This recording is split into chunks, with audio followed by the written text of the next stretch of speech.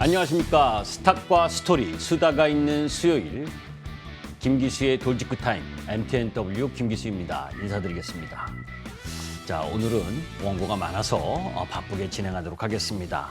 자, 어제 지난주에 수요일 날 세상은 끝나지 않았다라는 말씀을 드렸죠. 피터 린치의 이야기였고, 지금 시장은 무엇인가 붕괴될 것이라는 우려가 팽배해 있을 겁니다. 여러분들의 마음속에. 사람들은 상황이 나쁠 땐 나쁜 것만 보고 좋을 땐 좋은 것만 보는 경향이 있죠. 지금은 모든 게 나쁘게만 보이니 역으로 봐야 될 시점이라고 봅니다.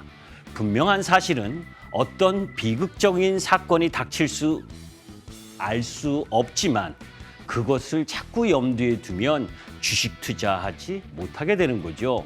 영원히 주식을 매수할 기회를 놓쳐버리는 겁니다. 오늘 오후에도 장 후반 부분에 있어서는 북한의 지정학적 리스크가 불거졌죠. 방사능포를 계속 쏘는 이야기가 나오면서 그럴 때 주도주 순환경제의 핵심을 매수해야 될 타임인 거죠. 자, 그런 가운데에서 여러분들 작전 세력 이런 이야기 많이 들어보셨을 겁니다. 금감원에서 불법 주식 리딩방을 잡는다. 내용 뉴스를 한 3, 4일 지난 거기 때문에 여러분들이 다 알고 계실 거예요. 시장이 많이 떨어지고 주가가 많이 떨어져서 고통받는 부분, 그 속에서 빨리 원금 회복에 대한 욕구, 이런 것들을 자극을 하면서 문자를 보내고 또 방송에 나와서 화려한 외모와 말발로 유혹을 해서 그래서 자기네들이 산 주식을 시가총액 작은 종목들 1,000원짜리, 2,000원짜리 매매해서 수백억을 챙긴 일당들, 이런 부분들에 속으시면 안 됩니다. 속는 것 또한 투자자의 책임입니다. 자, 잠시 후에 본격적으로 김기수 돌직구 타임을 시작하도록 하겠습니다.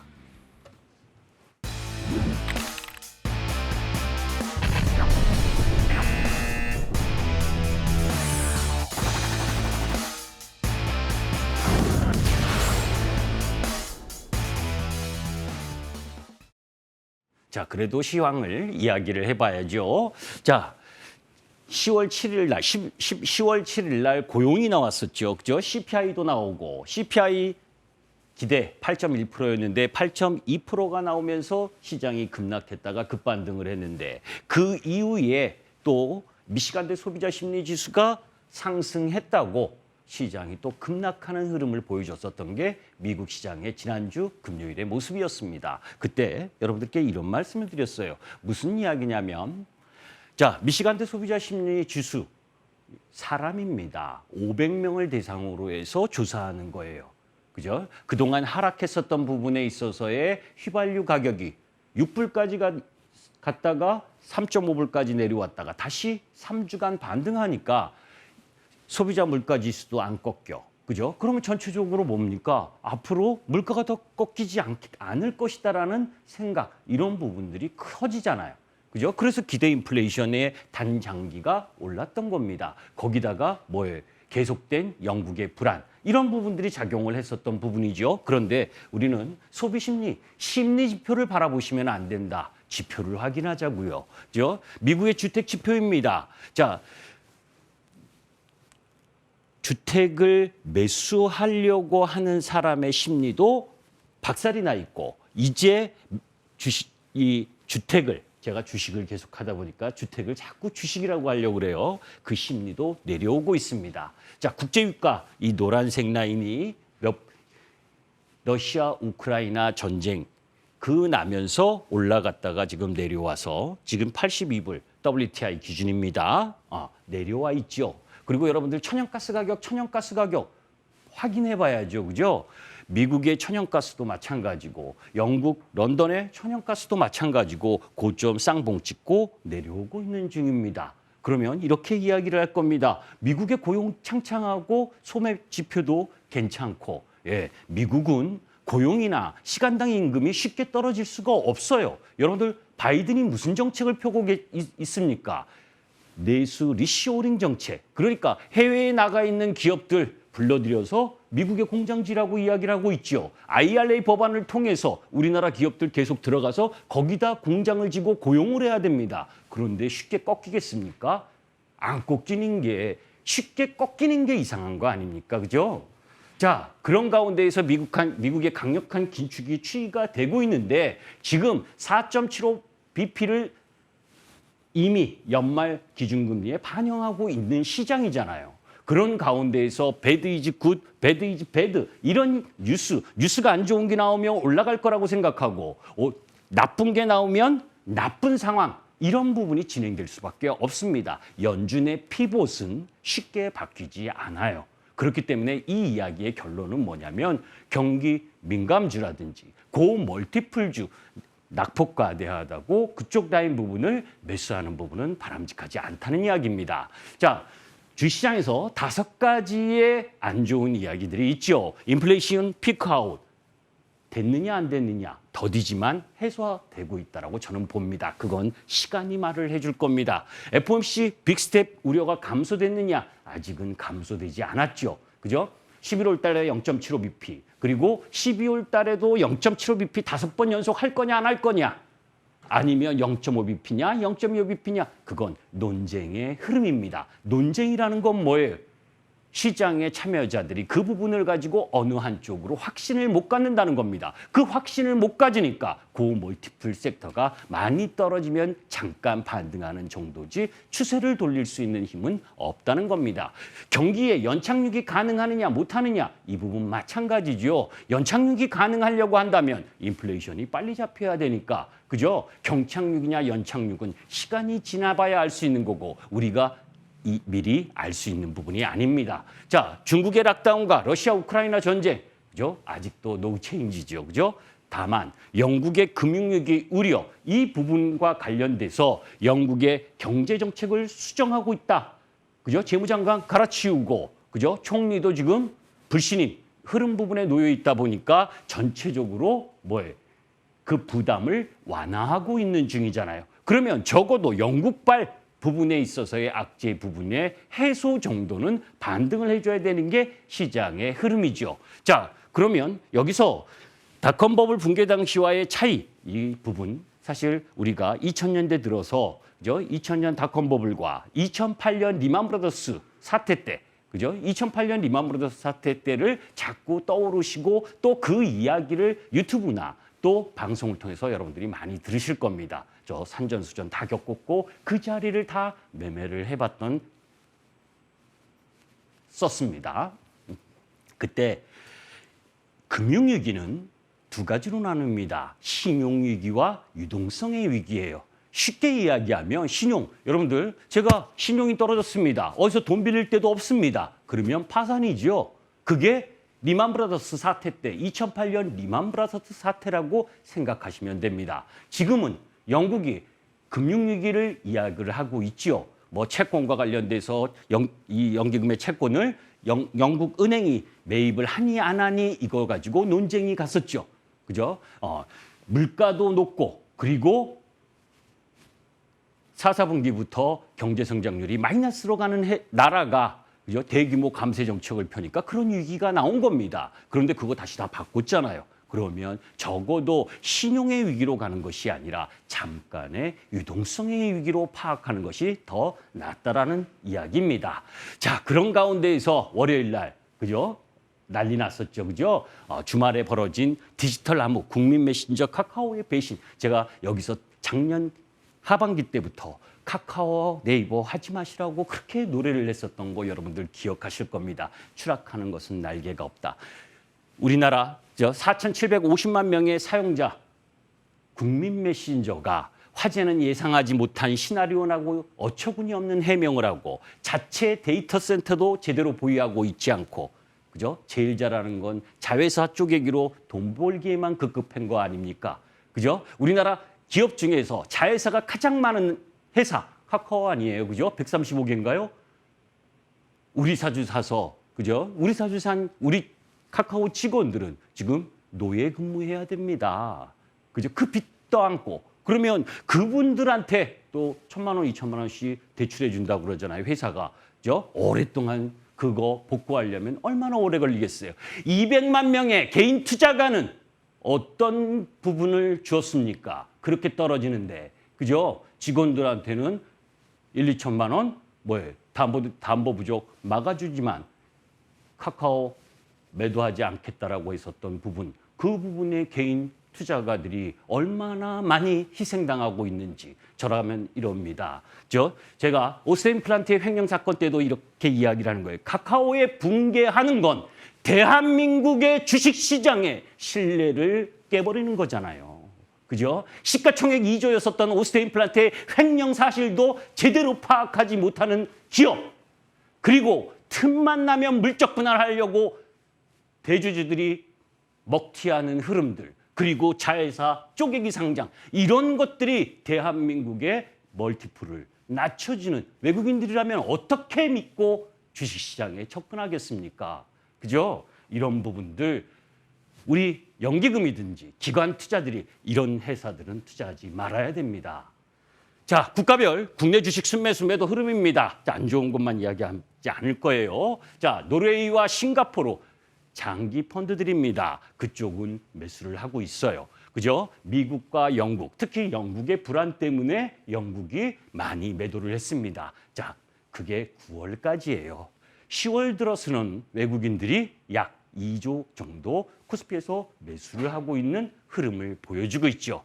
자, MSCI 정기 변경과 관련된 부분에 있어서 MSCI 정기 변경이 11월 11일 날 발표하고 11월 30일 날 리밸런싱을 합니다. 거기에 예상 편출 리스트, 편출이 높은 가능성을 갖고 있는 회사가 녹십자, LG, 시젠, SK케미칼 뭐 있어요. 그죠? 그리고 편입에 놓여져 있는 부분이 현대 미포조선. 그죠? 카카오 편의는 이번 사건으로 편입 실패할 가능성이 높고, 여하튼 이런 내용에서 편입에 빠질 수 있는 부분은 수급에 부담을 줄 수 있다는 걸 염두에 두고 참고하셨으면 좋겠습니다. 자, 그런데 우리가 앞을 항상 봐야 된다리죠. 시장도 안 좋은데, 그죠? 세금까지 지금 야당이 발목 잡고 있죠. 금융투자소득세입니다. 이 부분 사실 대만의 1989년에 금융투자소득세 강행한 이후에 한 달 후에 40% 급락을 했어요. 우리나라하고 처지가 비슷한 나라잖아요. 그죠?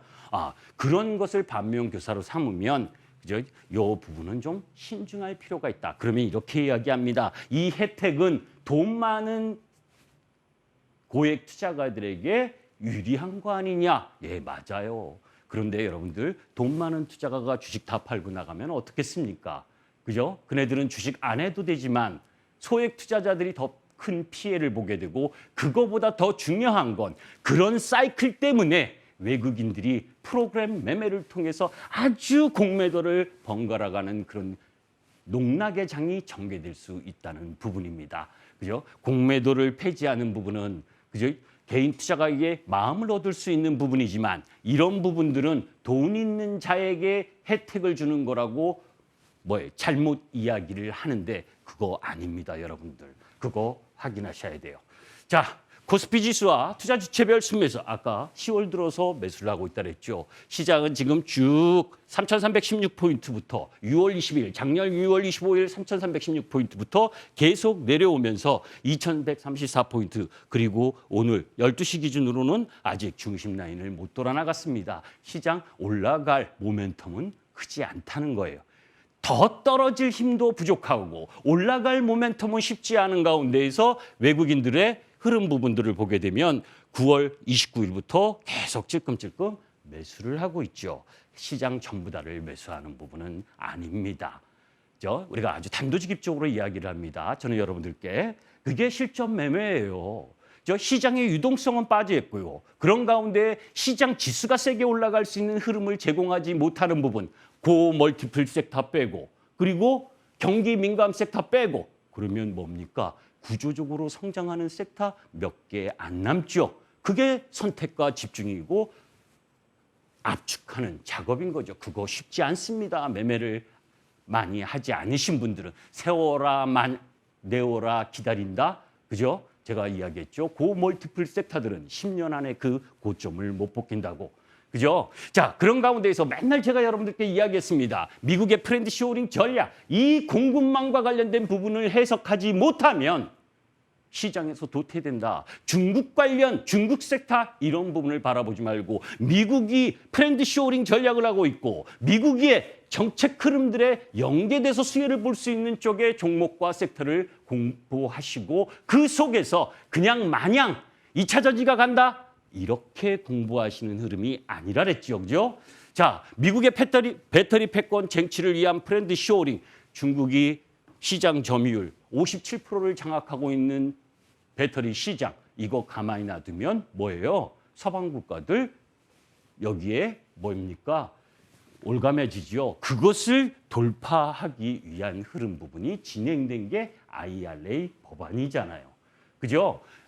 뭐 이 이야기에선 많이 이야기를 했고 그래서 제가 3주 전부터 이야기했죠. 이번 시장 하락을 통해서 뭐 그 이전에도 이야기했었습니다. 그죠? 하나솔루션 49,000원 이하에서 겁내지 말고 사셔라. 그리고 순환경제의 핵심을 사라. 그 이유와 관련된 부분은 이야기를 했고 그런 가운데에서 올해 상반기 미국 전기차 판매를 보세요.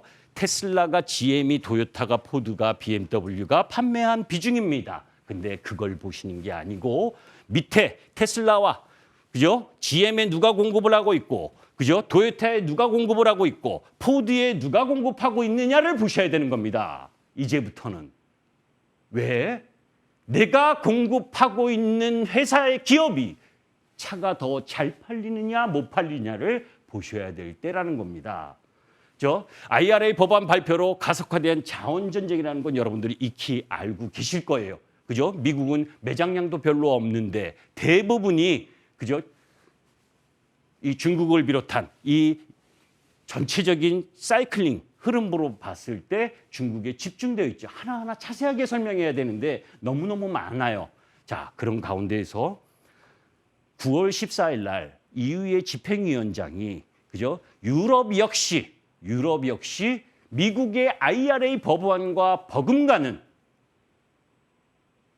자원, 그죠? 주요 원자재법을 만들겠다. 오늘 아침에도 뉴스 나왔죠? 그런 뉴스 나왔을 때 뭡니까? 그런 부분은 배터리, 2차 전지에게는 득이잖아요. 그죠? 중국을 견제하기 위한 거거든요. 왜? 중국이 배터리 시장에서 진출하고 있고 그런 가운데 러시아 우크라이나 전쟁을 보니까 그죠? 러시아가 기분 나쁘다고 천연가스 잠그니까 난리가 난 거. 그러면 전기차 BMW니 그죠? 유럽의 자동차들이 중국이 가공해서 생산해내고 있는 원자재를 이용해서 묶어놓으면 어떻겠습니까? 난리 나죠? 그러니까 이 뭡니까? IRA 법안과 유사한 법안을 만들려고 지금 작정하고 있는 거예요. 그러니까 단기적으로는 배터리 소재 쪽에 엄청난 이익이죠. 자, 그러면 포스코 케미칼의 일봉입니다. 그죠? 오늘 신고가 냈죠? 12시 기준입니다. 반면에 SKC, 동박업체는 뭡니까? 내려왔죠? SKC 일진머티리얼부터 시작을 해서 후성일이부터 해서 똑같은 게 아니다. 그죠? 그러면 이렇게 이야기할 거예요. 야, 사상 최고가 경신하는 거 보고 지금 와서 이야기하니? 아니요. 저는 이때 10만 원대부터 지금껏 오늘도 안 팔고 있습니다. 김기수의 주도주입니다. 그죠? 제가 순환경제 하는 것을 잘 체크하셨다면 그 맥을 이해하셔야 될 겁니다. 지금 이 주식을 사라 말라 그건 주식은 타이밍이에요. 주식의 가격을 결정하는 것은 펀더멘털도 있고 그리고 수급도 있고 그 속에서 심리적인 부분이 있습니다. 단기 3일 급등을 했기 때문에 쉬어갈 수도 있고 더 뽑을 수도 있죠. 어제 뉴스가 나왔죠. 포드가 이 포스코 케미칼과 수십 년 양극재를 수십조 원 계약할 가능성이 높다. 그게 아니고 말고 그 뉴스가 나와서 산 거 아닙니다. 그죠? 앞으로 좋아질 수 있느냐 가능성을 보는 거지요. 이런 주식 또 있죠. 에코프로. 그죠? 에코프로. 자, 왜 이 이야기를 하냐면 파괴적 혁신의 3단계가 있습니다. 2020년부터 제가 말씀드렸었던 거예요. 주가가 가장 격렬한 시기는 격렬하게 반응하는 시기는 마지막 3단계입니다. 자, 그 마지막 3단계라는 게 기술혁명. 그죠? 기술혁명에 여러분들 많은 보셨잖아요. 그죠? 유선전화, 라디오, 그리고 컬러 TV, PC, 인터넷, 그리고 스마트폰. 그 라인 부분에 있어서 침체기에 가장 침투율이 좋은 겁니다. 새로운 기술의 변화 흐름들이 적용이 되니까 2022년 상반기 전기차 시장 점유율과 고객 이런 것들에서 제가 아까 왜 파괴적 혁신과 기술혁명을 이야기를 했느냐면 시장 어떤 새로운 기술이 나와서 그 산업이 형성될 때 10% 라인까지는 도구나 카우나 다 같이 올라갑니다. 한마디로 이야기하면 뭐예요? 양극재, 음극재, 분리막, 전해질 다 같이 올라간다. 그런데 10% 이상의 점유율이 전개가 되면 그 다음에는 뭡니까? 경쟁력입니다. 그 시장을 과점할 수 있는 힘을 갖고 있느냐, 규모의 경제를 달성해내서 승리할 수 있느냐, 그죠? 그래서 시장, 마켓의 10%가 넘어가서 30%대까지가 파괴적 혁신의 3단계가 진행되는 겁니다. 그 이야기가 뭐냐? 지금 전기차의 마켓 점유율이 글로벌 시장에서 11%입니다. 그죠? 그런 가운데에서 여러분들이 이제부터 봐야 되는 건 LG 에너지 솔루션이 어떤 기업에게 납품하고 있고, 그리고 삼성 SDI가 누구한테, 그리고 에코프로민이 누구한테 납품하고 있는지, 포스코 케미칼이 누구한테 하고 있는지를 확인하셔야 된다는 거예요. 그죠? 국내 배터리 소재 밸류체인 그냥 단순하게 LG 에너지 솔루션에 누가 하고 이렇게만 바라보시면 안 된다는 겁니다. 마켓 장악 능력과 앞으로 어떤 기업들이 포드가, GM이 신차가 어떻게 나오고, 그죠? 전기차 전용 플랫폼은 어떤 회사가 라인을 구축해서 나오고 있는지 이런 부분들도 다 감안해야 된다는 거죠. 거기서 뭐예요? 소재 업체들의 해외 기업과의 조인트 벤처도 살펴봐야 되는 겁니다. 포스코 케미칼과 GM의 조인트 벤처, 그리고 LNF의 조인트 벤처, 이걸 왜 보는 거냐면, 그죠? 그 속에서 나름대로의 의미를 찾는 거예요. 순환 경제와 관련된 부분 이전에 이야기했죠, 그죠? 그러면 여기서 이제 이야기하려고 하는 또 시간이 없네요, 그죠? 핵심 광물의 가격이 급등하기 때문에 배터리에 들어가는 가격 라인, 리튬, 니켈, 코발트 다 올랐잖아요. 그래요? 그 부분에 양극재인 겁니다. 그런 가운데에서 폐배터리인 거예요. 그죠? 그러면 이렇게 이야기할 거예요. 성일하이텍, 세비캠, 8월 10일 날 제가 여러분들께 처음으로 말씀드렸었던 종목입니다. 그런데 저는 지금 쳐다보지 않습니다. 왜? 신규 관련주잖아요. 그죠? 8월 28일 날 성일하이텍이 80만 주 보이스 물량이 출회되죠. 어떻게 올라갑니까 지금? 그러니까 뭐예요? 기존 사업을 하고 있는 가운데 폐배터리를 하는 쪽. 그게 뭐예요? 에코프로, 포스코 케미칼, 코스모 화학, 그죠? LNF 이런 유형의 종목 부분들이 올라가는 겁니다.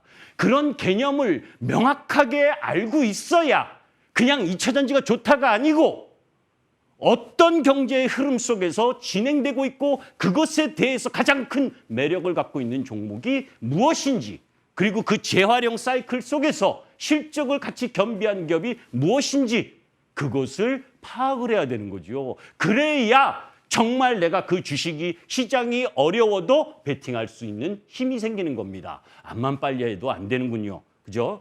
자, 여튼 못다한 이야기는 잠시 후에 제가 이가 안 좋아서 한 달 반 정도를 공개 방송을 하지 않았습니다. 궁금하시죠? 시장이 어려울 때 주도 섹터가 빛을 발휘하는 겁니다. 그죠? 시장이 어려울 때 내팽개치는 것이 아니라 그런 흐름들을 명확히 하셔야 된다. 그죠? 지금 홈페이지, MTN밴드 홈페이지 화면을 보시면 못생긴 얼굴이 있습니다. 못생겼지만 시장의 주도주를 놓쳐본 적이 없는 김기수입니다.